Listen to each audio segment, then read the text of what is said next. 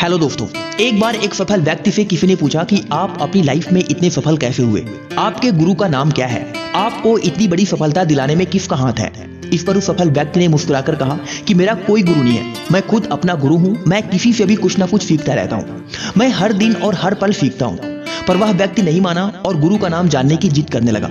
सफल व्यक्ति ने उसे बहुत समझाया कि सीखने के लिए हर परिस्थिति एक गुरु का कार्य करती है, बस उसे सीखने की आपके अंदर कला होनी चाहिए। पर वह व्यक्ति अपनी जिद पर अड़ा रहा। आखिर उस सफल व्यक्ति को उसके जिद के आगे हार माननी पड़ी और उसने उस व्यक्ति से कहा कि मैं तुम्हें 3 कहानियां सुनाता हूं और इन तीनों कहानियों के हर एक कहानी में मेरा एक गुरु है, तो ध्यान से सुनो। मेरा पहला गुरु एक कुत्ता था। एक दिन मैं नदी के किनारे एक पेड़ की छाया में आराम कर रहा था कि तभी वहां एक कुत्ता आया। वह बहुत प्यासा था। पानी पीने के लिए कुत्ते ने नदी में झांका तो उसे पानी में अपनी परछाई नजर आई। परछाई को देखकर वह डर गया। उसने उसे दूसरा कुत्ता समझ लिया। वह परछाई को देखकर बार बार भौंकता और पीछे हटता जाता, लेकिन बहुत प्यास लगने के कारण वह रह रहकर वापस पानी के पास लौट आता। वह अपने प्यास पर काबू नहीं कर पाया और अंततः अपनी डर की चिंता किए बिना पानी में कूद गया। वह जैसे ही पानी में कूदा, उसकी परछाई भी गायब हो गई और उसका डर भी। उसने खूब पेट भर के पानी पिया। उस कुत्ते की इस साहस को देखकर मुझे एक बहुत बड़ी सीख मिली कि किसी भी काम को करते वक्त हमें डर लगे तो उस डर की चिंता किए बिना अपने काम को करने के लिए छलांग लगा देना चाहिए, क्योंकि डर तो सभी को लगता है, पर डर के आगे जीत है। तब उस सफल व्यक्ति ने उसे दूसरी कहानी सुनाई। उसने कहा कि मेरा दूसरा गुरु एक चोर था। एक बार मैं देर रात किसी गांव में पहुंचा। वहां कहीं भी मुझे रुकने के लिए जगह नहीं मिली।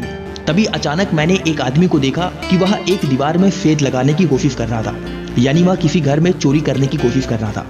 मैंने उससे ठहरने की जगह के बारे में पूछा तो उसने कहा कि इस समय आपको कहीं भी आसरा मिलना मुश्किल होगा। मैं एक चोर हूं और अगर मेरे साथ रहने में आपको कोई परेशानी नहीं है तो आप मेरे साथ रह सकते हैं। उस चोर के साथ मैं करीब 1 महीने तक रहा।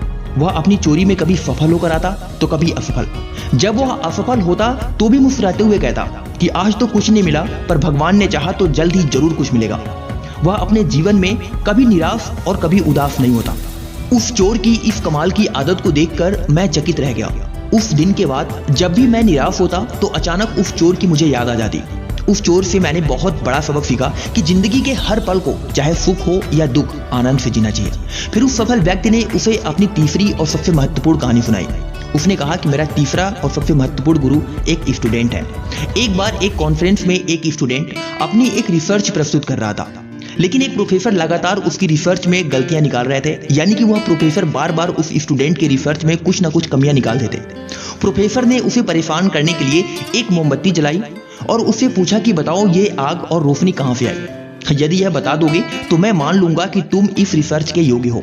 उस स्टूडेंट से रहा नहीं गया और तुरंत फूंक मारकर उसने उस मोमबत्ती को बुझा दिया। अब उसने प्रोफेसर से विनम्रता से निवेदन किया कि आप मुझे ये बता दें कि ये आग और रोशनी कहां गई, तो मैं मान लूंगा कि आप सिखाने के योग्य हैं। प्रोफेसर की अपनी गलती का एहसास हुआ और उसने स्वीकार कर लिया कि वो सीखने के लिए तैयार नहीं थे।